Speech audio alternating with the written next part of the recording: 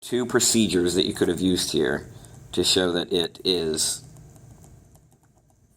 x minus 4 is a factor. Now, some people did something wrong in their work, and so they got something that was showing that it was not a factor, and they made that conclusion.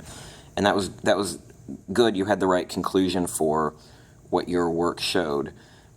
But the problem actually does say that it is a factor. So we were specifically looking for a zero remainder. So if you're doing synthetic division, you're looking for a remainder of 0. So you'd set up your synthetic division. I don't remember seeing any problems with these numbers. Remember, you're just pulling the numbers out, no x's.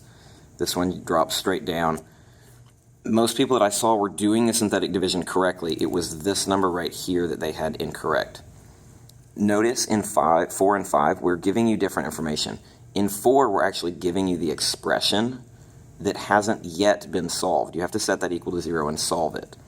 So if you set this equal to 0 and solve it, you get that x equals positive 4. That's the number that goes here. On number 5, we're not giving you the expression, we're giving you the solution. So when you do the synthetic division in number 5, it will in fact be a negative 3, the same thing as what's in the problem, because we gave you different information. So you have to be careful. It's a very, very subtle difference there. So again, the 4 in the box, you're going to multiply it with the 2, and that number goes here. And then you're going to add vertically, so we get positive 3. And then you do it again. You multiply right here, and the number goes here. And then you add, and then you multiply with the 4, and that number goes here. And then you add, and you should get 0 here. It doesn't matter what this is. This will be the quotient. The fact that you get a 0 for the remainder means that you have a factor. That means that the factor is x minus 4.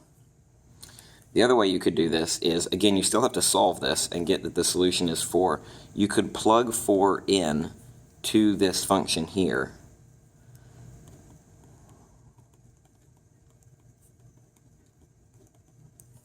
And it should give you out the number 0. Because, again, if this is a factor, then 4, 0 is an x-intercept.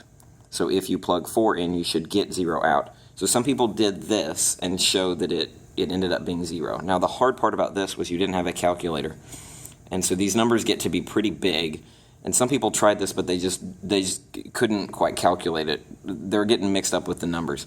So if this method, if you tried it and it didn't work for you, maybe try synthetic division, because it keeps the numbers really small when you do synthetic division.